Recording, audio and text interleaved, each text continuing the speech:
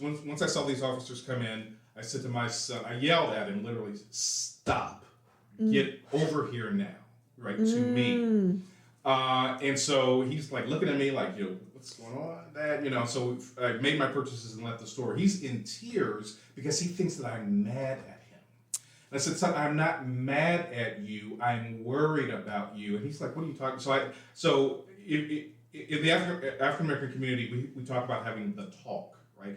And the talk is how you have to behave around police officers lest you end up beaten or even killed.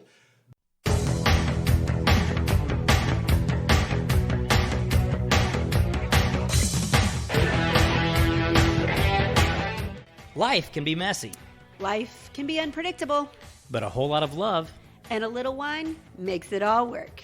This is Love and Jesus Juice.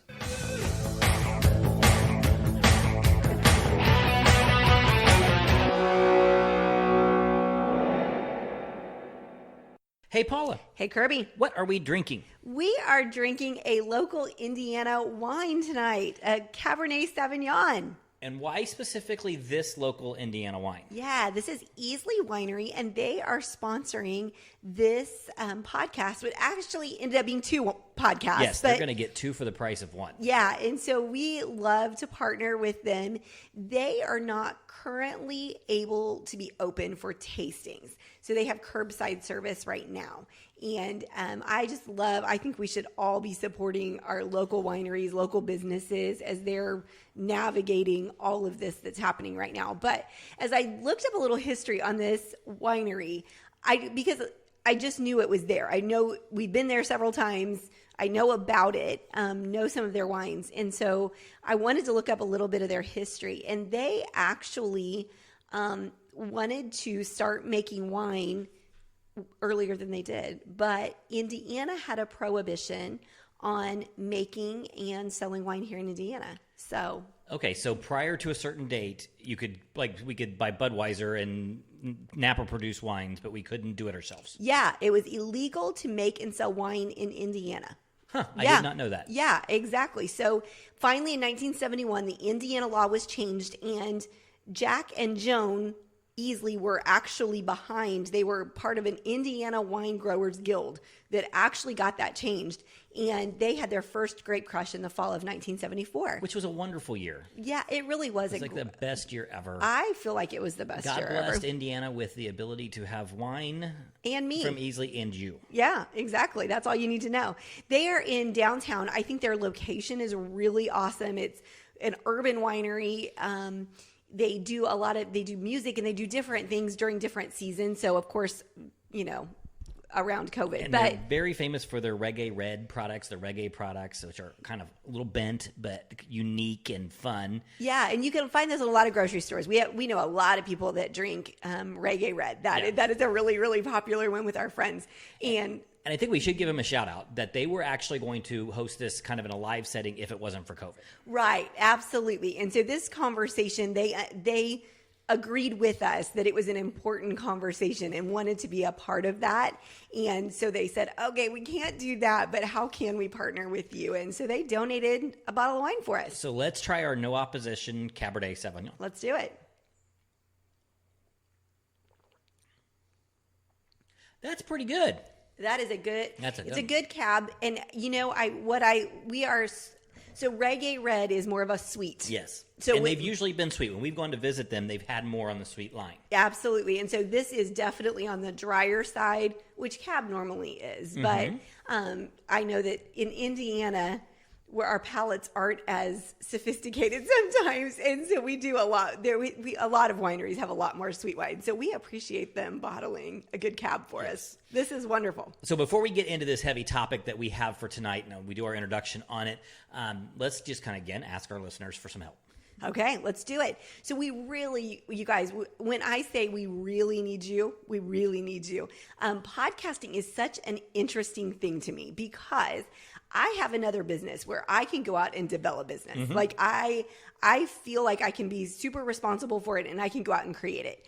And podcasting, while we can definitely get our name out there, It is so much more about how you guys subscribe, how you guys share us, how you guys talk about us than us putting our name out there. So if we've had an impact on you, if any of our episodes in the past or this one if maybe you're a new listener to us, if this one does, please share us on your social media, rate us on your podcast service, subscribe to it. All of those numbers are great because they get our audience up. Absolutely. And I hope that you will especially share this one because I really do feel like it's a great conversation and one that I was super intimidated by. This was a scary one. So here's the title for our podcast tonight. Yeah. A black man talks to a white couple about race. And you came up with this idea, and I'm always, like, we've joked before, you say, let's do this, and I always go, okay, let's do it. Sometimes to your shock and kind of like, oh, shoot, what did I do? I didn't really mean to ask for something that we're going to have to do now. Right, exactly. And this one, that was not my first thought. That was not my first not because I didn't think it was a good conversation to have, but I was a little concerned. Right. Because it's a tough conversation to have. It's a tough conversation to have, and I feel like there's so many areas where it can go bad. And not because of necessarily the people involved, but how it's perceived by other people. Right. And so we obviously are a rural family. We both grew up rural-ish. I mean, I lived in a town, but not necessarily most diverse environment. We're going to talk about that in the conversation that we have coming up. But we did not feel qualified coming off of the George Floyd situation and all of the riots that are going on and all of the protests that are going on to put our stamp as the leading voice in the conversation. We know how we feel, but how we feel is through the lenses of white American. Yeah, absolutely. And we say in here, I mean, like, not diverse. I was not raised in a diverse area at all, like at all. And so I didn't feel like, and I have really struggled with whether I should say something, say nothing, like what is the right thing. And so when you came up with this idea, I did agree to do it, but I was apprehensive, but I'm so glad that we did. So we reached out to a business acquaintance of mine who I thought could share his view. Yeah, and it's somebody, as much as it intimidated me, it's somebody that I knew probably wasn't going to agree on everything that we feel or think, and we probably weren't going to agree with him on every way that we feel or think. But it would be okay. But it would be totally okay, and I really wanted that because I am not a person who likes conflict for the sake of conflict. But I can agree to disagree with people. And that's what we were really looking for, was somebody who could agree to disagree with us and totally be okay and all have the same purpose of hopefully educating and giving people information to make wiser thought process, wiser choices in how they look at things. And so I hope our listeners, as we go into this, and we're going to join Larry in a minute in our conversation, I hope you'll just realize that what we want from you to get is just the lens that he views the world. He's a black man in the United States. He's about our age. He has gone through everything from the 1970s, 1980s, 1990s to the changes that are going on now. And so his lens may be different than yours. Yeah. You may or may not agree with him, but what I hope you'll get what we got was, okay, now I can see a little bit through his lens. And that was what we were hoping for. So we really do hope that this creates conversation. We hope that it allows you to ask questions and like Kirby said, put it through a different lens. So let's join our conversation with Larry for part 1 of A Black Man Talks with a White Couple About Race.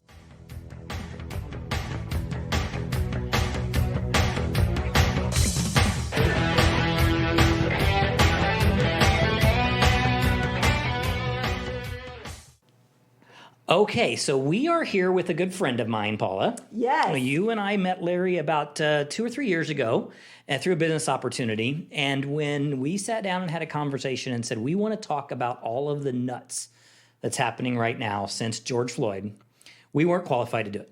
No, and we really didn't want to, like I just told Larry, we didn't want to offend anybody. We didn't want to come from a standpoint of lack of knowledge, right? We didn't want to confuse the conversation anymore by speaking from a place of just talking. Yes. We wanted it to be used wisely. So if you haven't figured it out from our Facebook page or our website, listener, Paul and I are white.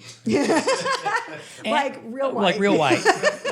Now, I tell everybody that during the summer, Paula gets a really nice bronze shade to her when she's had enough sun. And there's many times of the year that I'm kind of more pink, with a little red undertone. So I don't know if we're just white, but we are a blend of some really Caucasian, Midwestern, didn't grow up in a very diverse community. Not diverse. Yeah, I had more diversity than you had. No diversity. You had no diversity. I was actually raised, the county line that I lived on was White County. Oh, wow. If that tells you anything. Yes. So, we didn't. And I don't think it was White County because some dude named White. No, I'm pretty sure not. So, I mean, that's when I tell you I was raised in the cornfields of North Central Indiana, Yes.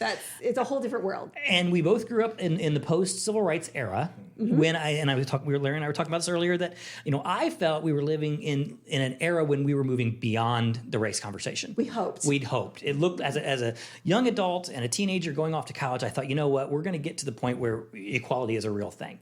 Here we are in 2020, and that's not where we're at. So, Larry, I would love for you to jump in here and tell us about yourself. Tell us about your journey. Tell us, what you do, what role you play, kind of do that. But then more importantly, what's it been like? Because we aren't there. What's it been like being a black man in America almost then and now? Great. Well, first of all, thank you for having me on the show. Really appreciate it. I am a fifth generation Hoosier. Okay. My great-great-grandmother was born in a little town called Henry, Tennessee. But born and reared here in Indy. I grew up on the Near East Side, 34th and Emerson mostly. I still own that house. That was my grandparents' home. I rent it out now. Live up on the Northeast Side now. So growing up, I started getting bused in 1982. I was in sixth grade. Judge Dillon's order had come down, S.G. Dillon, a federal judge, to desegregate schools in Indianapolis. So I went from walking to school number 72, at 34th and Emerson, to taking a 50-minute bus ride on a good day. Oh, wow. My gosh. To Perry Township. I went to what was then Keystone Middle School. It is now Southport Middle School. And when we first started getting bused down there, it was sort of touch and go. The main issues were racial issues were at the two high schools, Perry Meridian and Southport. I ultimately went to Southport High School from Keystone. But when we went down there, we had parents out, white parents out rioting, yelling racial slurs, go home, where you came from, etc.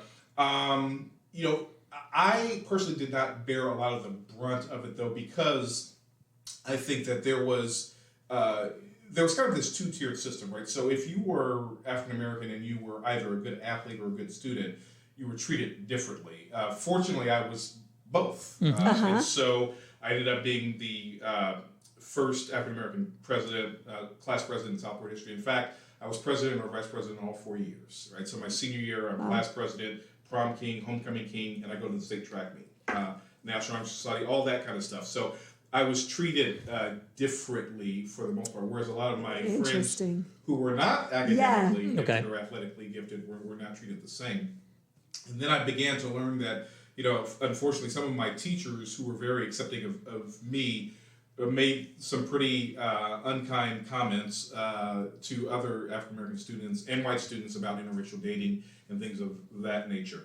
I was a first generation college student. So had all kind of academic scholarship offers and so on, and ended up going to college in Massachusetts.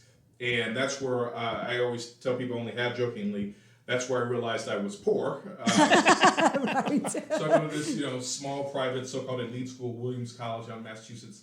1793 is when it was founded. I ran track with George Steinbrenner's son. Oh, wow. And George Steinbrenner had gone there. I ran track with Mika Brzezinski, who's now on Morning Joe. It was those kinds of folks. This was the 1%, and it really just kind of blew my mind, having come from a regular public school. Came back to Indianapolis afterwards. I was teenage dad, so I probably would have, if I were not, I probably would have stayed on the East Coast. but came back, started working at Cummins, excellent company, rose up through the ranks, and in 2002, I accepted the call to the ministry. So here I was at 32. I'm director of corporate strategy for Cummins, a pretty senior level position. Yeah. Right. Reporting to the CFO, who is now the chairman and CEO. Flying on the corporate jet, stock options, profit sharing, 6-figure salary. But I literally began to think about my headstone. Here lies Larry Smith. He made a lot of money, but he did make a difference. And so I decided to go to the nonprofit sector.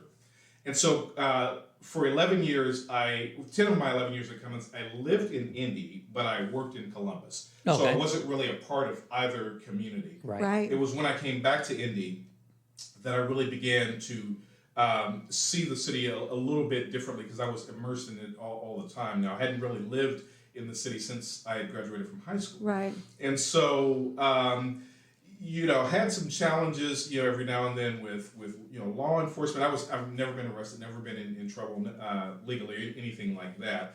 But then also in Columbus, Indiana, I mean, this is southern Indiana, right? So you would see more Confederate flags in Columbus, Indiana than you probably would in Alabama. Right. In fact, I had a friend from Birmingham who said that and this is in the early 2000s, she said that whenever the Klan wanted to have a rally in Birmingham, Alabama, they had to recruit Klan members from Indiana. Oh my gosh. To go down to Birmingham, right? So that's kind of our history here in the city.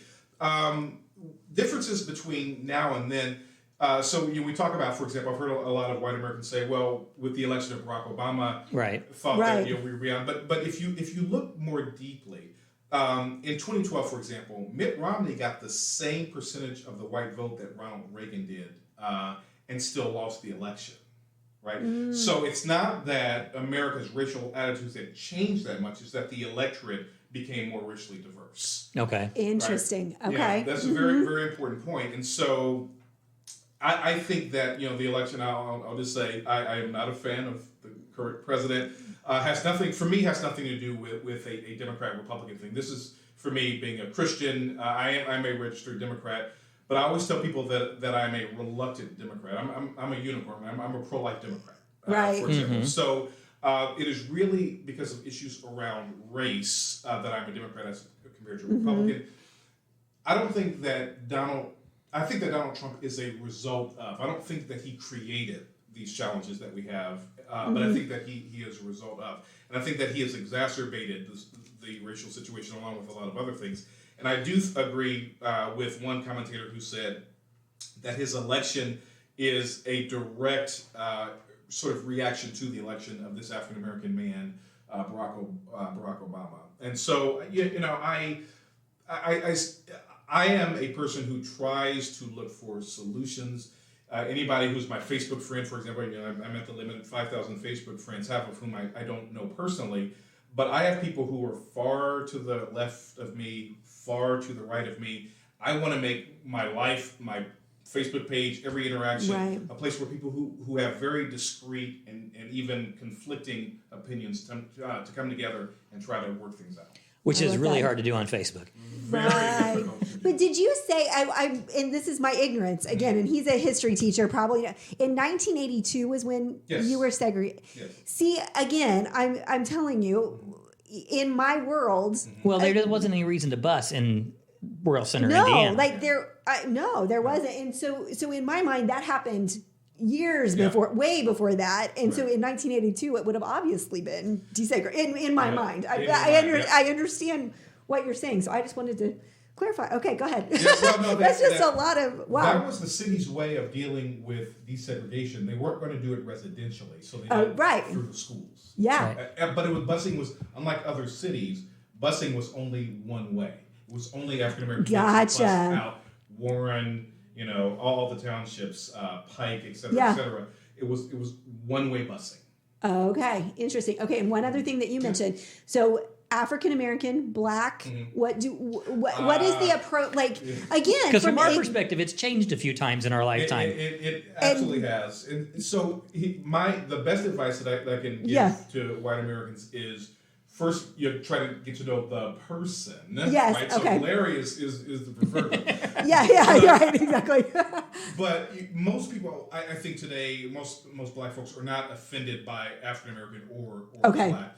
Using other, colored, for example, 80, 90 years ago was actually the term of respect. Right, exactly. Yeah. And black was a pejorative term even among black folks at the time. It's only when we get to the 1960s where black becomes very popular, and then sort of Afro-American and then African American. But I did. So I write a weekly column for the Indianapolis Reporter. Okay.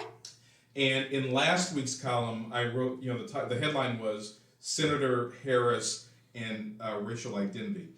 Here's a woman who's been attacked by a lot of black Americans for not being quote unquote black enough. Okay. Right. And the problem, one of the problems I wrote about is that this whole notion of being quote unquote pure black actually comes literally directly from slavery.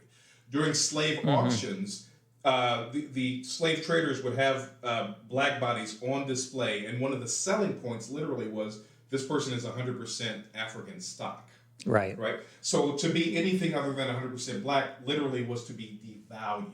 Right. So that's where that mentality comes. And I try to remind even black folks today this whole notion of what it means to be completely or 100% black and somebody's not black enough. You need to understand where that history comes from. Right. Okay. Yeah. Okay. Yeah. Thank you. I feel that way about a lot of things that have been changed over time, and if we could get back to where Where they it started came from, Yep. we'd all be appalled.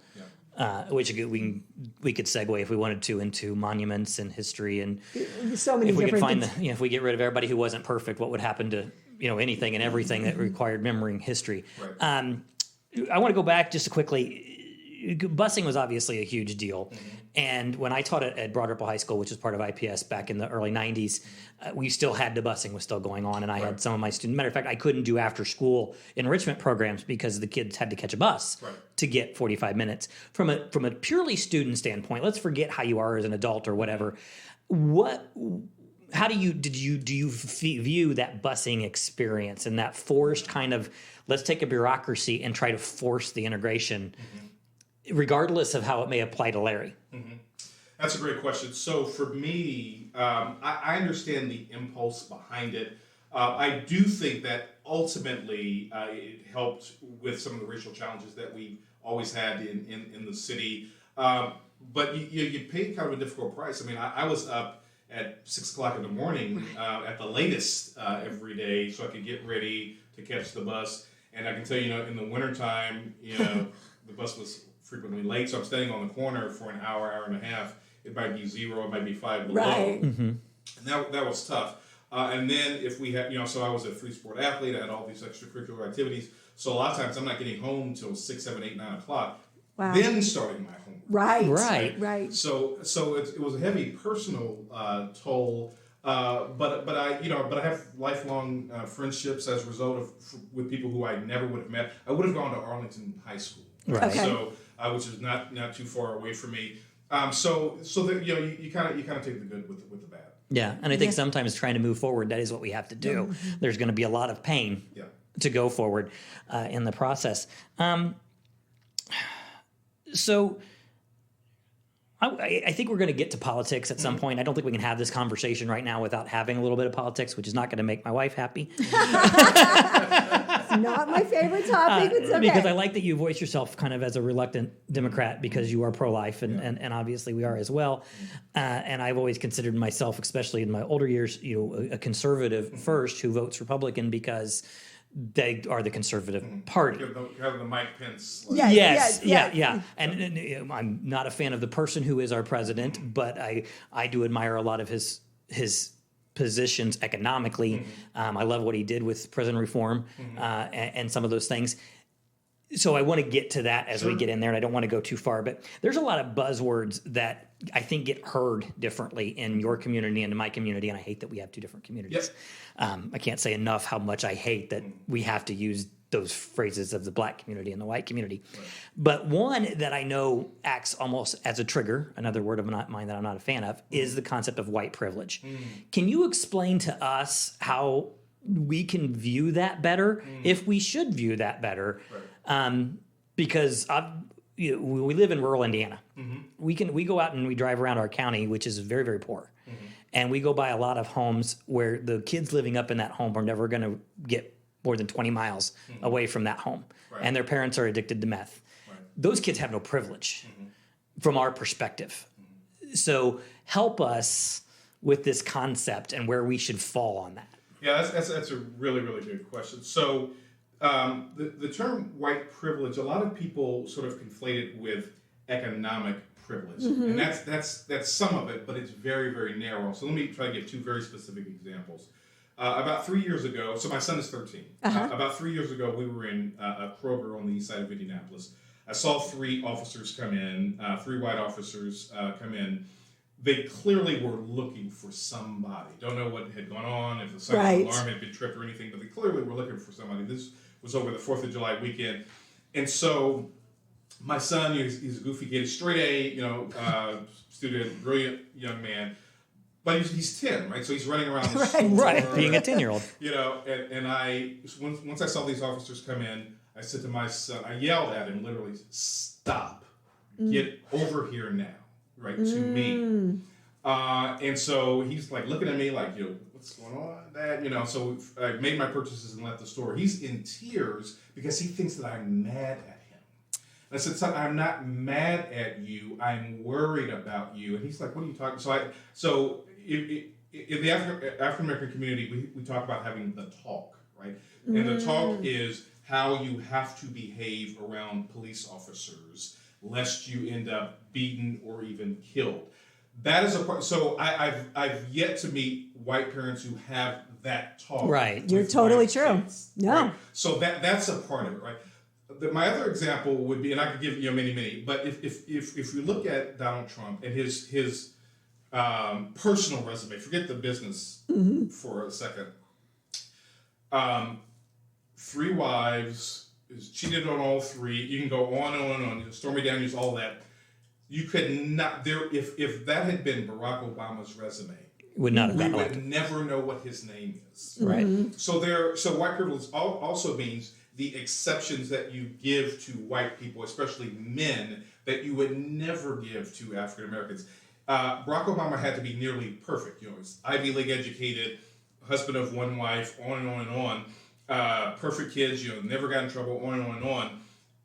That kind of person, if he had Donald Trump's resume, he never would have been president. Never would have been a senator, much less president. Which unfortunately, I would agree with that. So how old were you when your parents had that talk with you? Like, what does that look like? Because it's one thing to have it with your son, but as a child or as a kid, there was an age where, and you're right, that is not a conversation we ever had, never even considered having.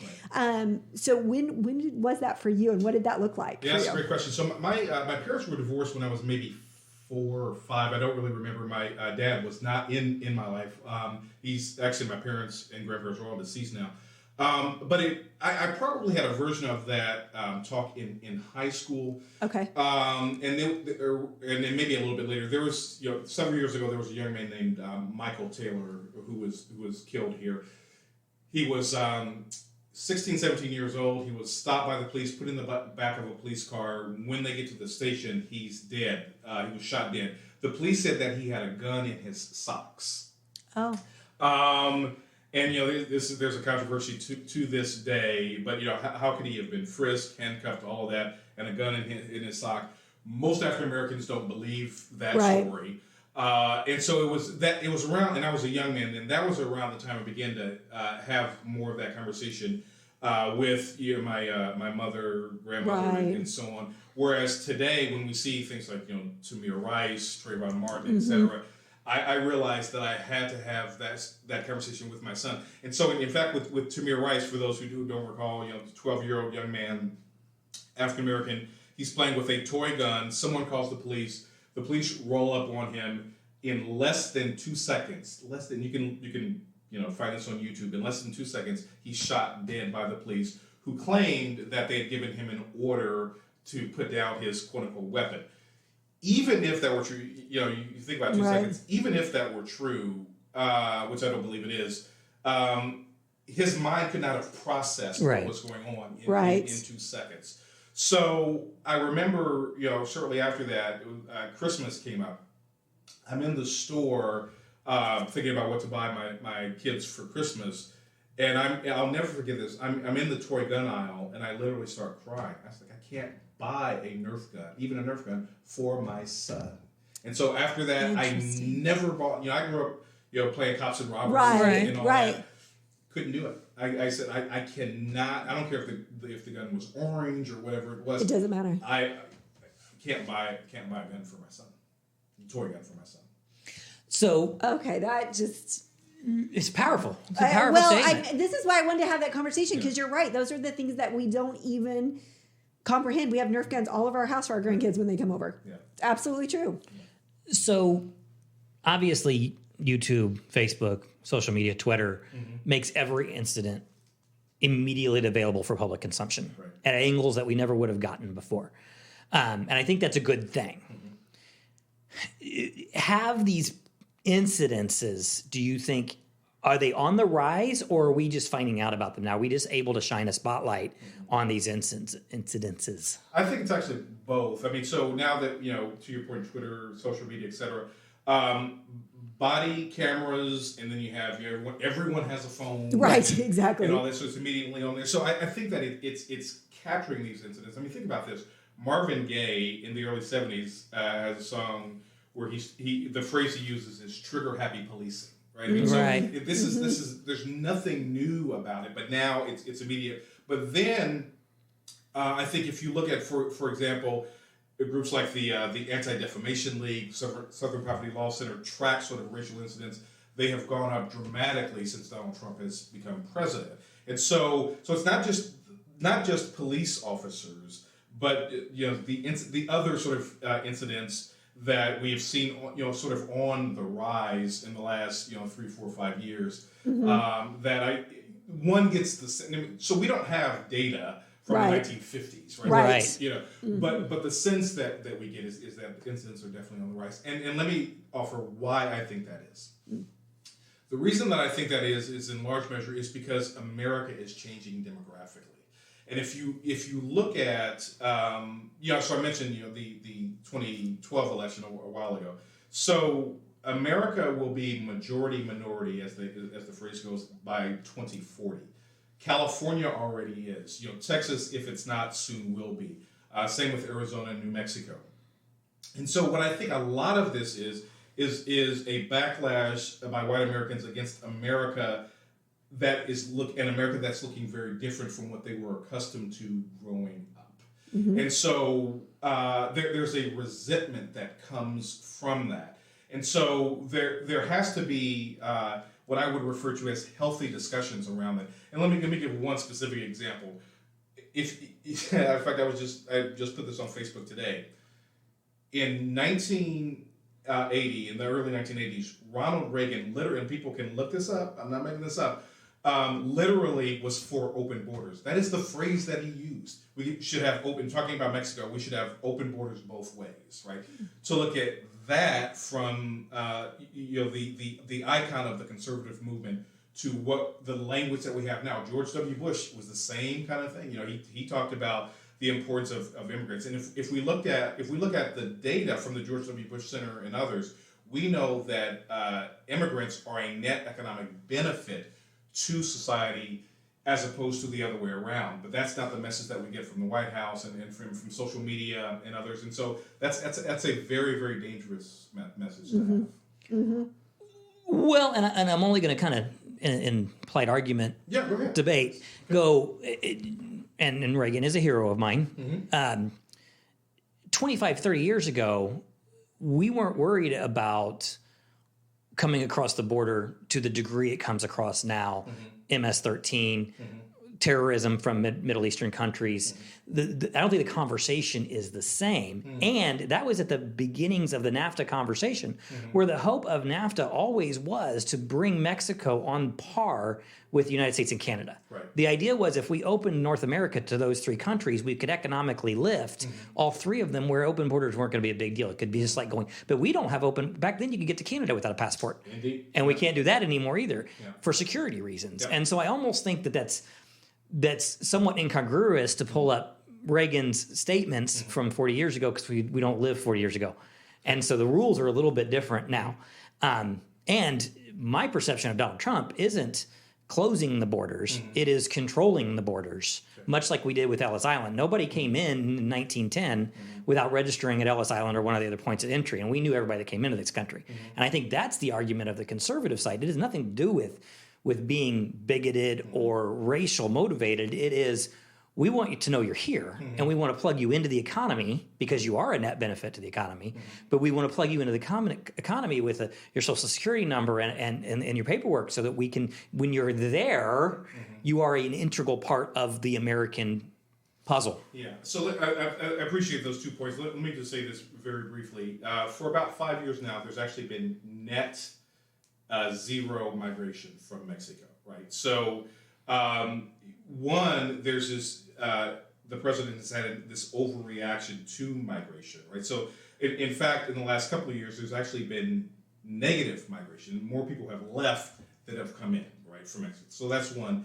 The second thing is, I literally have never met anybody who's against legal immigration. I'm talking about on the Democratic side now. People coming across the border, going through ports of entry and all that. But if we look at crime, you mentioned MS-13, drugs and all that, we know from studies before Donald Trump was president that most illegal drugs come in through the regular ports of entry, not from the border. They come in from the regular ports of entry. In terms of, part of the issue I think is the language also that he uses. You bring in your drugs, your rapists, and et cetera. We also know from studies that immigrant communities, whether they're full of undocumented people or legal immigrants, actually have less crime on average than native-born American communities. And so for me, my default is always empirical data, right? So what does the data show, right? That is always where my mind is. So yes, we're dealing with a different situation in terms of NAFTA and what was going on in the 80s with Ronald Reagan. But when I see Trump supporters talking about go back where you came from, when I see, or when he himself says it, when I see them waving Confederate flags and him saying, well, this is just about Southern pride history and not racism. When I see literally, there's a guy, for example, his name is Richard Spencer. I don't know if you're familiar with this guy. So Richard Spencer, sharp guy, went to Duke. Stephen Miller has, on the record, who is in charge of immigration for the Trump administration, calls Richard Spencer one of his role models. Now, just so you know, Richard Spencer is a guy who was one of the architects of the Unite the Right rally in Charlottesville, Virginia, right? Mm-hmm. On the night that Donald Trump was elected, Richard Spencer, and you can pull this up for yourselves on YouTube, he leads literally a chant among his fellow white supremacists, a Nazi chant, Hail Trump, Hail Trump. Which is disgusting. Yes, absolutely. Mm-hmm. Stephen Miller calls him his role model, right? Mm-hmm. This is the guy who's in charge of immigration. And if you saw recently, I think it was in, I can't remember if it was, which paper it was in, but not only has Donald Trump said, I want to cut illegal immigration, he's actually steadily cut legal immigration as well. He's cut that down to almost nothing. And so two things can be true, right? One, it can be true that we want people to come in legally, et cetera, but we can it is also true. If we look at the history of this nation, whether it was, we had, the yellow laws, right? The anti-Chinese immigration laws. We had, different waves. If we look at through the U.S. naturalization history, people who were specifically excluded. And then thirdly, when you have the president say on the record, I want more people essentially from Nordic countries as opposed to SO countries, that it undercuts his own argument as to why he is saying this about illegal immigration. Okay. I think all of that is fair. And I want to, you kind of gave me a great segue there. Yeah. Do you have a question first? Well, just those, I love that we're having this conversation because this is to me, this is a healthy conversation. Yes, this is the way that, because we don't have to agree. Right. We're not going to leave this room and go, great, now we convinced him or he convinced us or Never whatever. Been the purpose. That's not the purpose of this conversation. And so how do we, and maybe we could wrap up with this more, but this was my thought was, how do we have these conversations? Like, This to me is what wisdom looks like. Gathering information, understanding people, not to change somebody's mind. Right. So how do we have these conversations in the world? Like, what does that look like? Do you know what I'm saying? Like, what does that look like? I think that every effort like this, again, not necessarily to agree, but to, you air your viewpoint, I air mine. Getting together with people who are of a like mindset, not in terms of thinking the same politically, but who are willing to have discussions, reasoned discussions with people who have different viewpoints. The extent to, I talked about my Facebook page earlier, and again, that's a small subset. I do the same thing in real life as well. But seeking out people who are going to be reasonable, because I have friends. When I say friends, I mean literal friends, not just Facebook friends, on both sides of that spectrum. Again, I consider myself to be pretty much a centrist, but far to the left, far to the right of me. And I'll take for example the phrase pro-life. I always say that my position on abortion makes everybody upset. So, for example, my personal religious view is I'm pro-life. Okay. However, I would not overturn Roe if I could, and the reason is this: let's say today, magically it were overturned. It's not going to reduce abortions all that much.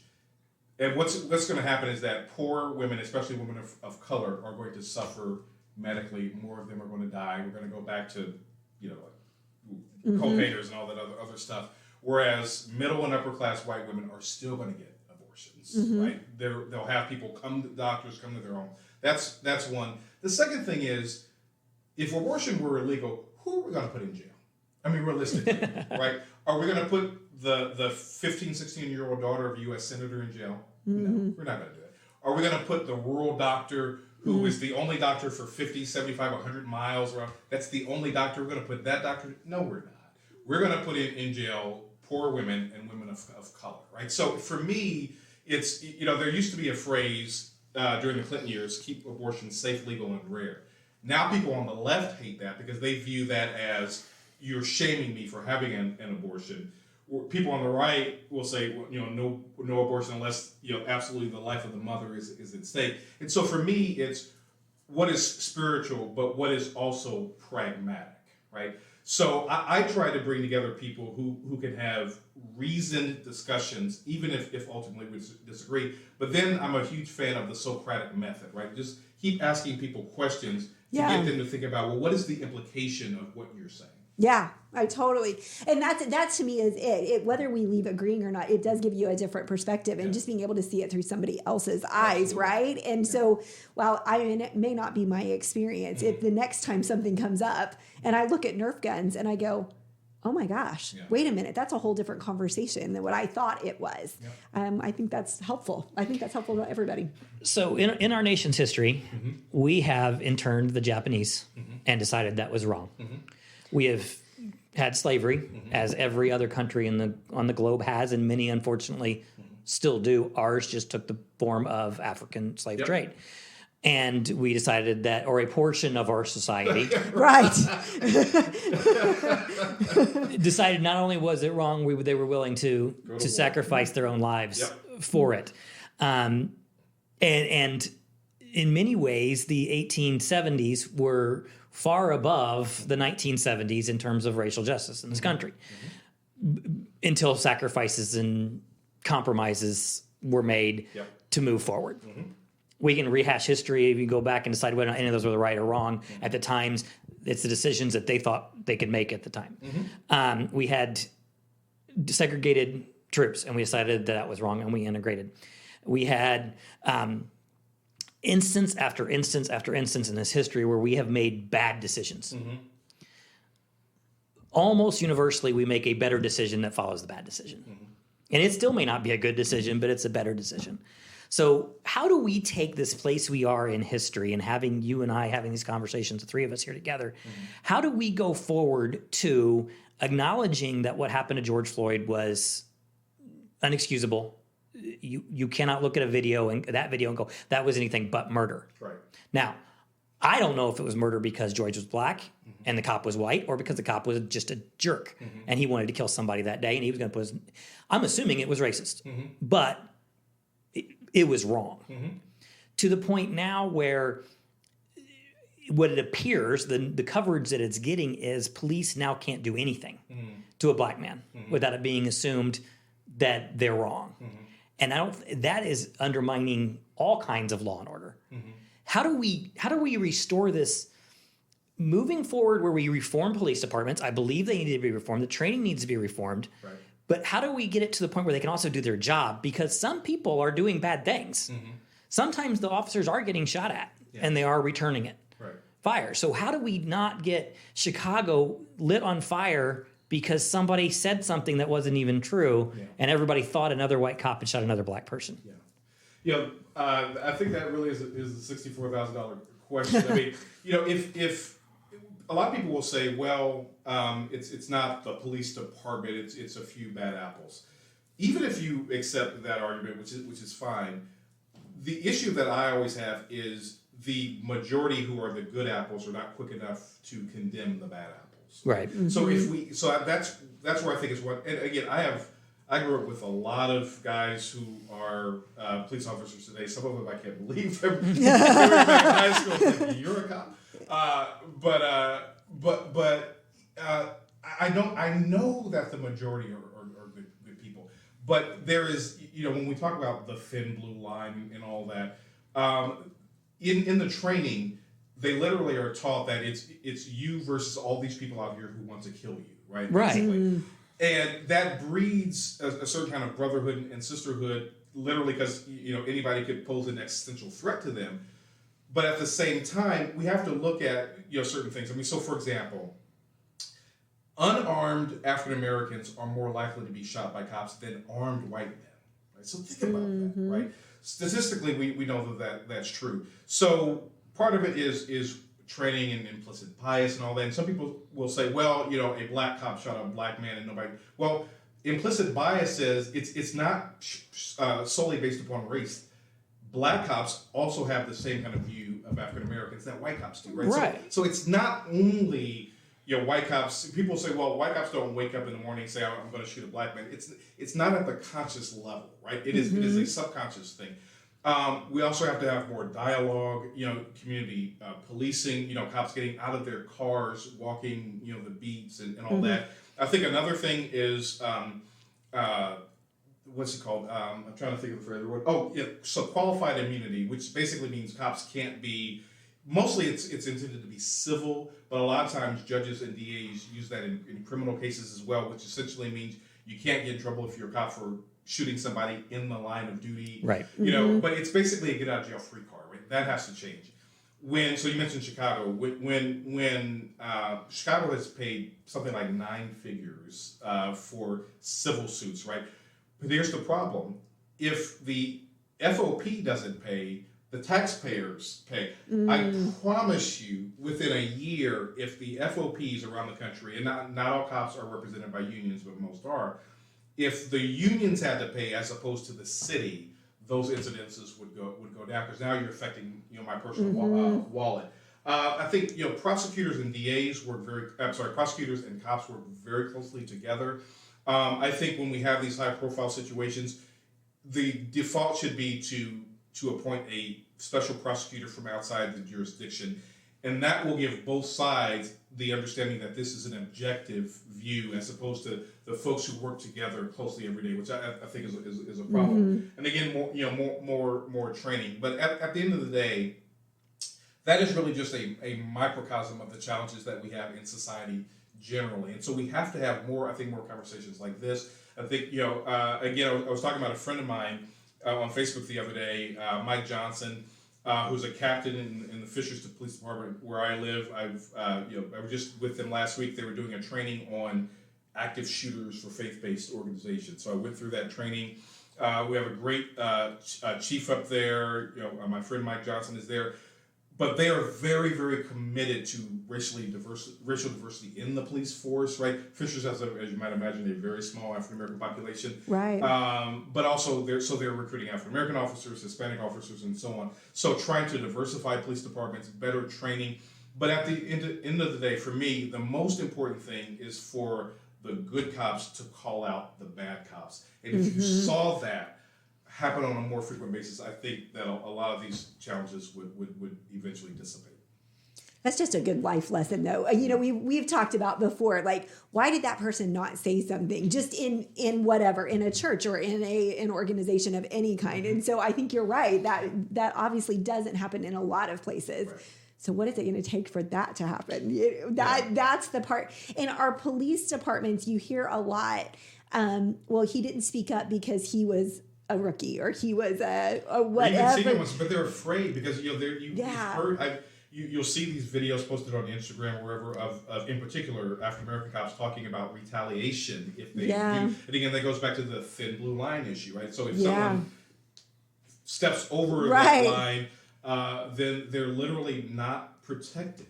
Right. And so there's a fear that when they call for backup, they're not going to be backed up by their fellow officers. And so I understand there's a high cost to pay, but we have to have situations where from the mayor on down to the police chief, captains, and all that, really change that culture, and that's not going to happen overnight. Unfortunately, that's a much bigger issue, isn't it? Yeah. And I think you hit it really clear when you talk about the culture in there, and that you have to believe that everybody out there is to get you, because no, I've not been pulled over for driving while white, but I would say most American males who were teenagers living life have had a bad experience with a cop with an attitude, and no, it doesn't pale, but there is an attitude among the police force that doesn't lend itself to, I'm going to assume you're not doing anything, but then I'm going to ask you if you're doing something rather than hands on the hood, and then I'll figure out if you did anything.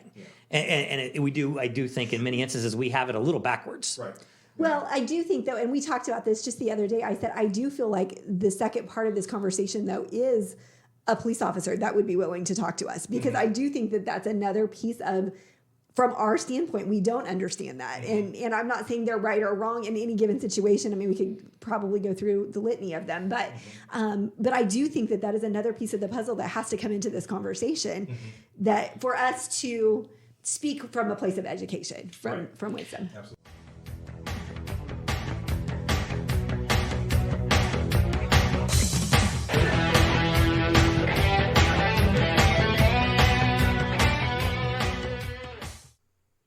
Okay, wow. It was a lot. That was a lot. That was some intense conversation, a fabulous conversation. I am so grateful that when you reached out to him, he said, sure, I'll have that conversation with you. I don't know if he had the apprehension that I had. And I said at the beginning of the first one, I was really apprehensive about it because I just didn't want to mess it up. Honestly, that was really where it is. And I don't like conflict, but I feel like it was such a great conversation, and there wasn't conflict for the sake of conflict. It was conflict for the sake of, we don't agree on everything. What I really love about Larry is he is okay with people who disagree with him. Absolutely. And he has a strong personality. Yeah. But it's okay. It really is. And we're strong personalities. And so as I look back on this conversation, I know I'm always going to look back on this conversation as being a place where I really was able to see it through the eyes of someone else. So what was your biggest takeaway? It will be, and I said this during the podcast, when he said he would not buy his little boy a Nerf gun or a water gun, I was like, it just flipped in my brain in a whole different way. Now, I think, if they were out here in our backyard, would that be a little bit different? Potentially.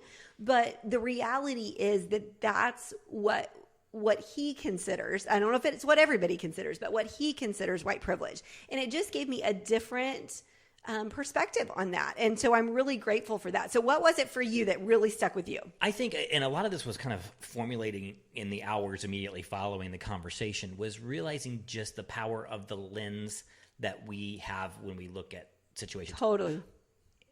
We fall on slightly different sides of the political spectrum, but our base value systems were very similar. I think it's one of the reasons why I get along with him so well is our core value is the same.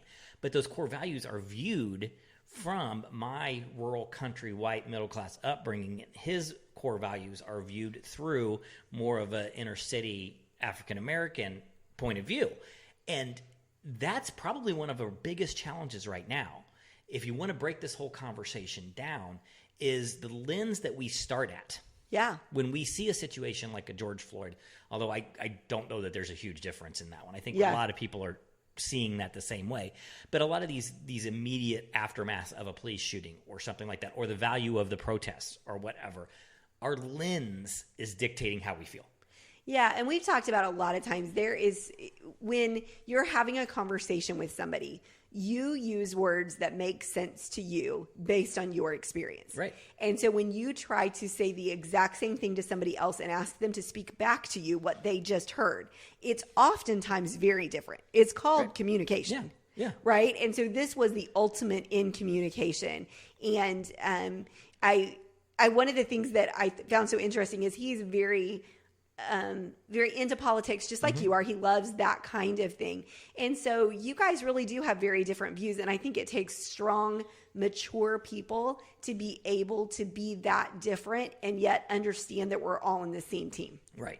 So, yeah, like when I hear about Trayvon Martin, for example, from years ago, my viewpoint was I'm sure the white guy, the shooter, was scared. Uh-huh. That's where I go. Right. Because it was late at night. It was 2:00 in the morning. Nothing good happens after that. I don't know anybody that would go out to shoot somebody, a black man, at 2:00 in the morning. So my lens was, right, whatever happened, there was something that did that. His lens was the black man probably was assumed to be doing something wrong. Right. Because that's his lens. And I came out of this going, you know what? That's the breakdown right there. My starting point is that the white guy is probably not wrong. I'm giving him the benefit of the doubt. His starting point is he's giving the black guy the benefit of the doubt. Which you totally get. Both sides of it. Both sides of it. Like when you speak that out, you totally get that. And the reality is every situation should be taken kind of insulated and go, okay, I don't know who's going to be right here. There's not enough data. There's not enough information. And whites need to be willing to go, okay, there are some people out there doing some bad things. Absolutely. Whether I would or not, or whether I think I would or not, there are people doing some bad things, and I have to be willing to accept that that's the truth. And the other side of it, what I heard from him was kind of the same thing is I'm going to have to realize that maybe it's possible, but the experience is so inundated on us that we are rebounding to those decisions. And it's scary because I don't know I don't know that we came up through this conversation with beyond small groups sitting down and having a conversation going, can you feel me? Because I want to feel you. How do we get beyond this? Well, and that was what I asked him. What do we do? I mean, how do we get through this? And it really is what I heard him say is it's the whisper. It's not the megaphone. Right. And so while putting something on Facebook or anything like that there's nothing wrong with it. But how are we really going to change the conversation? It's the three people sitting down and saying, tell me what to call you. Do I call you black or do I call you African American? Why is something more offensive than the other? How did you see that? And just those conversations that we had. And I think if we will take the time to have more of those conversations. And to me, this is not just a black and white issue. This is a race. This is a diversity issue. Mm-hmm. And there's a lot of places where we don't have those diversity conversations. And I think you pointed that out. This can't be the last conversation. Can't be. There's other representatives of groups that we need to have a conversation with. We need to speak with a white and an African American police officer. Yeah. We need to go out and go, okay, what does it feel like? Because I do think I don't understand when the police officers are putting their uniform on, what's their feelings when they're leaving? And are those experiential? Are they value? Are they trained in? Yeah. Because that's how the training's got to start going, okay, if a cop is going in there somewhat, like Larry pointed out in the conversation, trigger happy, then we got to figure out why. Yeah. And how do we get beyond that? How do we overcome that? But at the same time, not take away their ability to defend themselves because there are bad people out there. And again, it's perspective. I would love to have that conversation with a couple of police officers because, again, where they're starting and where we're starting, I'm sure are different.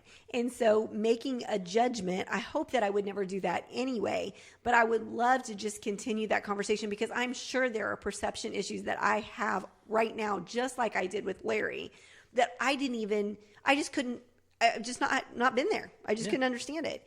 And and I think black women and I think the whole Hispanic population. I mean, there's probably so many different conversations that we could be having about diversity that could help us all grow. And if we get beyond a right or a wrong, Yeah. or an opinion means racism, Yeah. or lack thereof, Yeah. because sometimes it's not even connected to that at all. There's political other things in there, and that conversation with Larry went very political on different parts of it. And again, I think it was the lens that he was bringing to the table that made him see it in a political viewpoint that I hadn't even seen it as a political issue yet. Absolutely. But at the same time, inside that political spectrum, we're seeing kind of a rehash where we're taking racial issues and people are forcing it in to, if I vote for him, I have to be racist. If I don't vote for him, to prove I'm not racist, I have to vote for him. And that's not what politics is about. Politics is about what's best for our country. What's your opinion? Well, that's what Economically, politics should be about. That's I was in going my to say, ideal little world, that's what I wanted. I was going to say your view of what politics should be and what politics has become are two different things. And we talk about takeaways, and I think that was probably one of the other things that came to the surface for me was I realized that I kind of had my head have continued to have my head in the sand because I don't want this to be an issue. Right. And so if I just pretend that most people are good or live in that outlook, which is a great and healthy way to do it, but it sometimes can be so over Pollyanna-ish that I kind of do forget that maybe there are more people out there that are still racist. It just doesn't make sense to me. Right. And I think that's the biggest thing is we like to think we don't view the world that way. And I think for the most part, I think through conversation with him, I feel pretty confident about how I view it, but there was still a lack of knowledge. And so I'm grateful that he was willing to have the conversation and just be open and honest with us. And I really do hope that you all will share your takeaways, share your thoughts, share your questions. If you feel like there's another conversation that would be helpful for us to have, I would love to meet somebody, talk to somebody. But my one request or my one stipulation would be that we have to be able to leave that conversation and understand that just because we don't agree doesn't mean we hate each other. Right. And I felt very confident that that's how we left that conversation. I do. So please share these conversations. If this conversation meant something to you, if you got something out of it, this is the one. If there's an episode for you or episodes for you to share on your social media, this is it. Absolutely. Because the more people who can hear the reasonableness with which I think this conversation went on, even though there was some very clear disagreements, then more people can realize that this conversation can be had. Absolutely. And support Easley Winery. Support Easley Winery. We're so thankful for this as a sponsor. Would have loved to have done this as a live show if that COVID wasn't in our way. Yes, absolutely. And check us out on social media. Love and Jesus Juice on Facebook and Instagram, on our website, which is loveandjesusjuice.com, where you can sign up for a newsletter and you can buy Love and Jesus Juice merchandise to help support us and keep us on the air. Have a great week, and we will see you then.